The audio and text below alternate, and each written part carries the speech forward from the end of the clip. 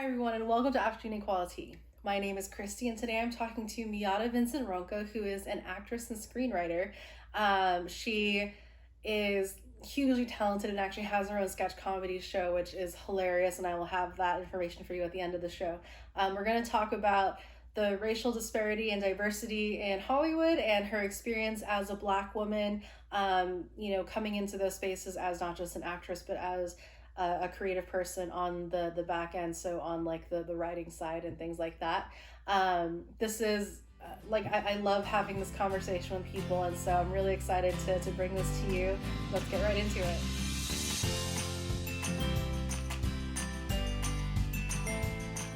Okay, so hi, how are you? Hi, I'm doing good. I'm good. Staying cool over there. I know it was weird because yesterday was like really cold and today it got hot again. I know, and it's gonna keep getting hotter. Yeah, That's what we're gonna do right now. Yeah. Well, luckily yesterday with the cold front, I feel like, because like both of our power went out yesterday. Mm-hmm. Like our power internet went out yesterday, so we couldn't do this like as we normally plan. And like luckily it didn't get too hot, so like we didn't need the air conditioning or anything. But yeah. No, it was okay. It was okay. It wasn't too bad. Yeah. Mm-hmm. Yeah, awesome. So you're not originally from LA or Hollywood or anything, right? No, I'm not at all. In fact, I'm from LA by way of New York, Montreal, Canada, Haiti, Oh, wow. New York again, Florida, Georgia, and then here All the in places. LA. Yeah, I love that. So I took a long way. Yeah. Okay. So then to kick us off, can you just describe like your journey to Hollywood? Like what brought you out here? Well, it started when I was really little. I don't know if you remember a show called You Can't Do That on Television on Nickelodeon. So it was a kid's sketch show. Alanis Morissette was on it when she was a kid. Okay. And I remember watching that and thinking I needed to be on that show. I had never thought of acting before that, but I wanted to be on that show and I wanted to audition, but I was terrified to ask my mom because I knew she was just going to be like, no way, there's no way you're going to be on TV. So I kind of harbored that little grain of a dream for years and years. And as I went through school, I was really good at writing. So by the time I was in college, I decided I'm going to go to Hollywood after this, maybe be a screenwriter, actress. And I just packed up my bags and came out here, waiting for an overnight success. It did not come. I mean, I feel don't like think that's how it works. Well, there's the Hollywood dream and then there's the reality of it when you get here. It's like, yeah, no, it can two definitely different be things. like, I mean, for some people, I mean, I guess everyone kind of goes through it in a way where it's like, everyone thinks they're going to be wants to be the overnight success, but there's an immense amount of work and honestly connections that go into it. Yeah, definitely. I mean, yeah. No, so what inspired you to be an actor, a screenwriter? It wasn't just that show, right? Yeah, well, no, that show was really what sort of sparked it, because before that, I never really thought about Hollywood as a job or something to do. So that really sparked it and it put an idea in my head. And that's kind of like what I've been chugging along with. But just, I love movies. As a kid, I watched a lot of TV. So thinking and developing as a writer, I started realizing that, maybe I could participate in this movie magic by writing and acting. So so it started from way back then. Mm-hmm. I love that. So as this is becoming a larger and larger conversation about because obviously you're a Black woman, and I feel like a lot of the conversation is centered on diversity and how this is becoming a larger conversation in Hollywood, like bringing in this other talent, like opening up these spaces for Black writers, for people of color to fill these creative spaces. What has your experience been like in the business? In the business, well, I mean, I did not think that it was playing as big as a role as I think now that it did, because I would go on general meetings. I would have, great rapport. producers and development people all seem to really like me, but I was not getting, like hired on for like staff writing. So it's not until maybe the last year, I want to say, where I've met with a few more Black female executives that I'm starting to see that it is a different dynamic when the person in the room looks like you. I think they see more potential in you when they are also of color. And I think they might be more willing to give you opportunities. So I want to see how that plays out, because it's been a very recent phenomenon, a recent conversation. So I really don't know to what extent they're, these studios and these producers are willing to diversify yet. I think if they hire one or two people, they probably feel like they've done their job, and yet it still has a long way to go, and not just, Black writers, but other, Latino writers, Asian writers, Native American writers. You don't see a lot of that, and you don't see that behind or in front of the screen as much. So I think we have a ways to go, but we're making steps towards it. I love that. I love that. Are there any specific positives and negatives you would be willing to share of like your experiences? Well, I think, I've had a few of those quintessential Hollywood moments where a producer has asked me if my lead character, who may be a Black female, needed to be a Black female. And so it's kind of like, oh, okay, it just happened to me. So, and the producer is a white male. So I guess it's, pretty understandable that would happen, I guess, because that's the lens that they're seeing, Hollywood through. Yeah. Mm-hmm. What about, is there any sort of disparity like within, I guess, like those diverse spaces in and of themselves? Because I mean, I know like within Asian spaces, especially, like there's, when we're talking about like Asian representation, I feel like there's a large part of the conversation where it is like a lot of people don't necessarily, when they think of Asian, they only think of East Asian people. They think of people that look like me. Yes. Yeah. And so I'm curious, like, as we're opening up like this diversity conversation and having all these voices, like, are there other components to that we also need to be aware of, I guess? Well, I think one component is definitely colorism, because they're, especially in front of the camera, that's something that I personally noticed when I was younger, when it came to like biracial children being cast as the children of a Black couple. And because I have a lot of different races in my family, I know what took to get to that child. And so to me, it would always seem like, oh, that's a little disjointed. Like the Cosby Show, when you saw Denise and Sandra, the two eldest daughters, who were clearly biracial. Now I know there's a school of thought that's, let actors act.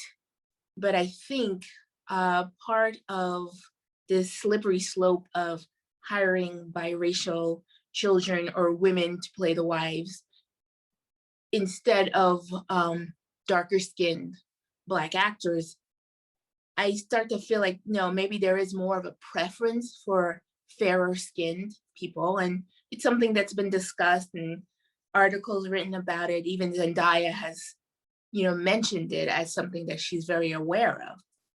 So I think it probably plays somewhat of a role behind the scenes too, especially if the hiring person is Caucasian, because they might look at someone who's fairer and still maybe feel more of a connection or find some sort of attractiveness in them. And even though it's for someone behind the scenes, that person may get more of a job. But I think that's also a case with attractiveness too. Even as a writer, being an attractive writer, it doesn't hurt, Yeah. So it's there's a lot of biases that even the person hiring may not be too much aware of. And like you said earlier too, it's a lot to do with connections, because I could have a great meeting with a development executive, but the showrunner or the head writer may decide to bring in someone that they know, like their friend from college or their neighbor, or, you know, they might give a shot to their bro versus me, even if I could be equally talented, more talented, whatever. It's that connection does help them. Yeah, I feel like that's kind of largely how Hollywood has been run for a very long time. I mean, the sort of like unspoken rule of Hollywood is that it's not about what you can do, it's about who you know. Yeah, no, a lot of it is that, I mean, it's great to be also very talented, but who you know is gonna get you pretty far too. Yeah, no, exactly. Yeah, Yeah. and that's not to say, like, you know, like obviously there are very talented people that got there through their connections, and I'm not like trying to knock on them at all. It's just Right, right. that's just kind of that's what we know. Mhm. And there are also a lot of unqualified people that don't necessarily need the That's job. true too. Yeah, like, Yes. or probably other. I mean, there was like I made a TikTok about this because somebody had said something about some of the new Marvel shows, about how, because like they're largely being written and produced by teams of people of color, of women, of like of communities that have largely been marginalized in a very, like, for a long time, especially in like the film industry. Right. And he made a video about how the reason why like WandaVision was bad, or that Captain Marvel didn't do well, was because the teams that worked on them were unqualified and amateurs. And I was just like, wait, what? Like, they're like, because they're women? Yeah, I think, you know, it's funny, but Meghan McCain, she kind of got in trouble a few weeks back from Yes. saying something very similar to that. And I think people of color, because they haven't had the shot, they may not always have the same amount of experience. But I think if Right. you are shooting for someone who's competent, if you want to open the door to diversity, that's going to be your goal, not looking for people with experience, but with people with talent, and giving them a shot at that. Yeah, So, exactly. No, I commented on his video, and I was like, because he, in that same video, in that same, like, when he had made that statement, he had also said that he was looking forward to having more diversity and more, like, and more, you know, voices within the creative space. And it's like, you can't advocate to have those voices, but then also call them unqualified and amateur when we give them those spaces. and it's Like, really unfair because there's plenty of really bad stuff that isn't done by, you know, minorities and women. So it's not that that's the, oh, there's plenty of other bad things. So right. it's, you know, I don't know if it's necessarily has to do with that. So. Yeah, well, I mean, Mhm. and it's like you said, it's like I feel it's really unfair to, like, to say that you want to give these jobs and these positions to more people of color, and then blame people of Yeah. color for not having those positions beforehand. It's like, Yeah, like you don't have the experience. Well, there is a reason why, you know, because you yeah, hired your nephew or your buddy. So, exactly. yeah, Like, I don't have experience because you never gave me the chance to have it. Like, so, exactly. like, what do you want me to say here? Hmm. Anyways, so in an ideal world, like, you know, as we're kind of coming back to normal, and we're Hmm. going back to work, and we're, you know, and things are getting produced again, how do you Yeah. see the landscape evolving as we do begin to see more diverse voices and more diverse faces on film and TV?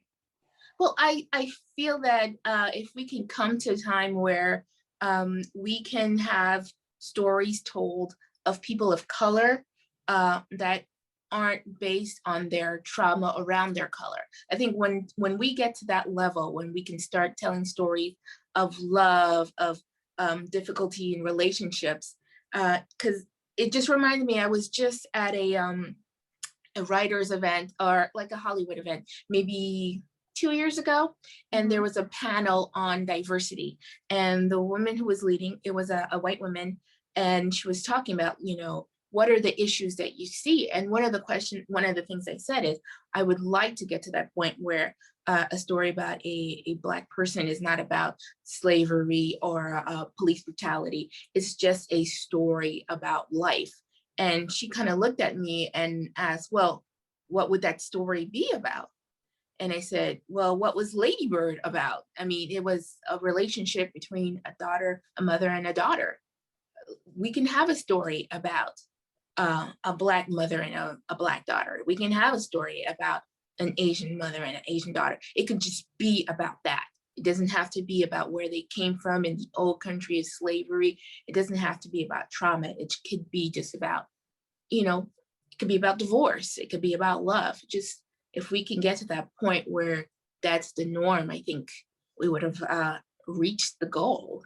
Yeah, no, I've been thinking this. I haven't said it really to anyone, but I've been thinking this for a long time. I was like, I'm craving a story with like Asian leads that doesn't rely on going back to the old country, Yeah. or like that doesn't rely on ancient kung fu arts Yeah. and all that stuff. Because honestly, like me as an Asian American woman, I grew up in a place that was not very diverse. But so Yeah. then like what I experienced was like when the movie Mulan came out, because it came out in what, like 98. So I was Yeah. in elementary, middle school. I was young. Mhm. And it was strange because like I felt connected but also not, because I didn't necessarily grow up with Chinese culture. Like the only culture I Okay. was exposed to was at home with my parents, and so I didn't have like Yeah. a Chinatown. I didn't have Mhm. like that kind of like ancient China like kung fu experience or like knowledge. But I felt like like kids would always ask me like, oh, like, is this accurate? Like, how real is this? Like, do you guys And you're like, I don't know. like I wasn't around. yeah, Yeah. sure, I No, it's guess, like, funny. It's funny that you bring up Disney because we have one Black princess so far, and there's a lot of problems around it because with Tiana, she's probably, I think, the only princess that has a job or that her goal is to work. Most of the other princesses really don't have that as a goal. right. Her prince is a prince that I guess kind of gives up his kingdom to be with her and work in her restaurant. So she Yeah. doesn't really get to go off to the castle. Not that that's what she wanted, but that is a difference between quite a few of the princesses. And she's a frog during most of her story. Right. So yeah. Yeah, I want to. I actually want hadn't another. thought I of want to that. do over with Disney. I want a real princess story. Yeah.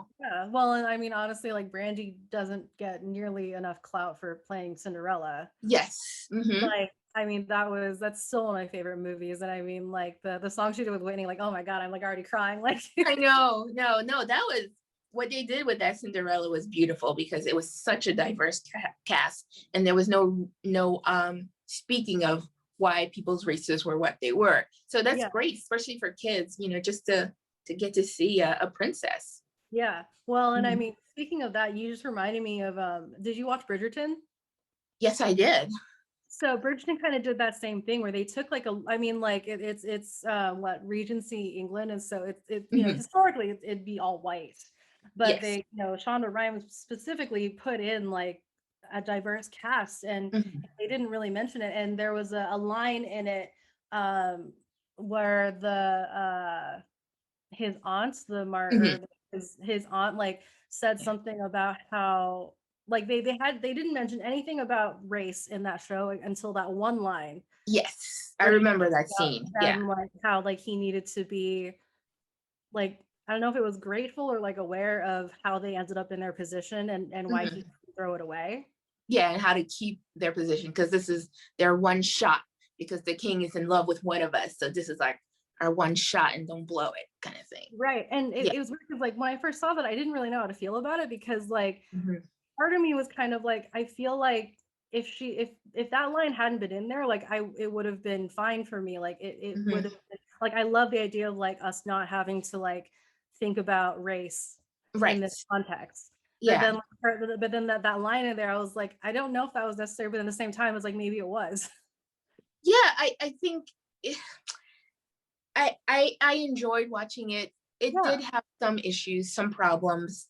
And I think, they were doing something new and trying to do a balancing act, not to, turn off certain people and yet to still be inclusive. Because I know when it comes to like colorism again, there was like big issues with that surrounding, the cast, the Duke being, fair-skinned, biracial, a lot of the characters being, fair.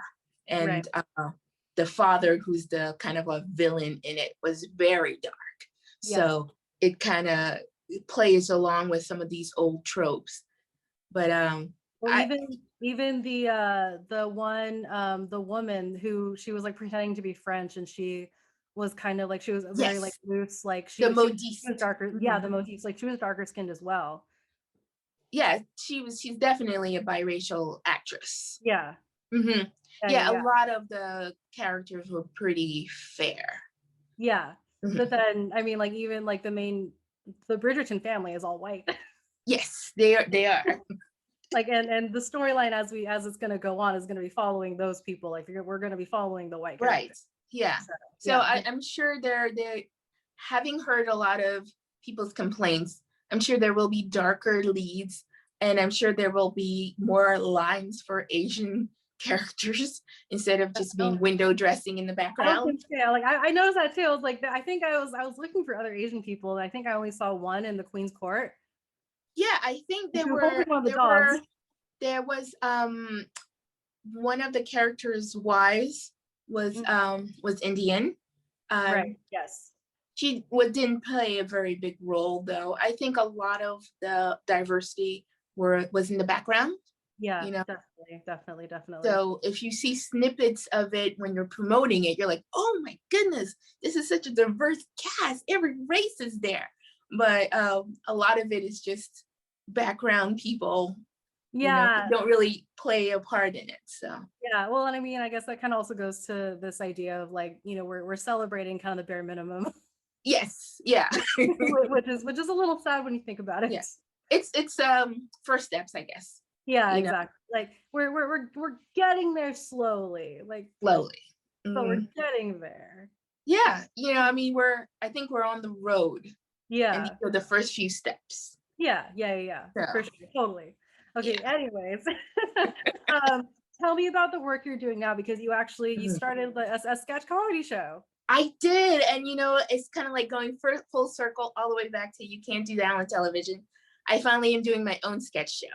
Now, I did take I veered off the path. I wasn't into sketch comedy. I didn't do all the things that's required to pursue sketch, but it's always been something that, people always told me I was funny, and I always loved making jokes, making people laugh. And so I decided to start a sketch show, mainly about what it's like to be a mom and all the hilarious things that you can expect as a mom. So I'm shooting sketches with my friends, just having a lot of fun, and hopefully that it can go somewhere. Yeah, I love that. I watched a couple. I watched the one where, did you actually go to Palm Springs for that festival weekend? Yeah. Oh my God, I love that. I did. Like, it was a good excuse. Like, mom has to work, so I gotta go. Yeah. Children. But funny enough, I mean, that sketch is so based on reality, because I had to go to New York for I had one a writing retreat.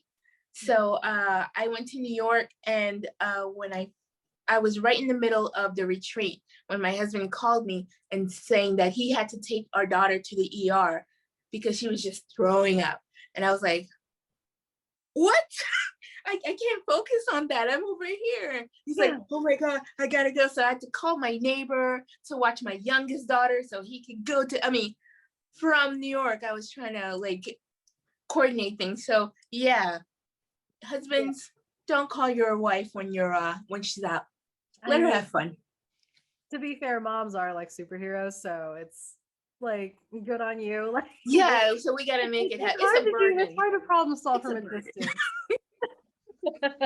Cape is a burden. But okay, where do we find you? Where do we find the show and just keep Yes. up with what you're doing? Because So my show is the Mamas Festival show, and you can find that on YouTube. So definitely watch some of my sketches, subscribe. I think I'm supposed to be saying all this stuff now.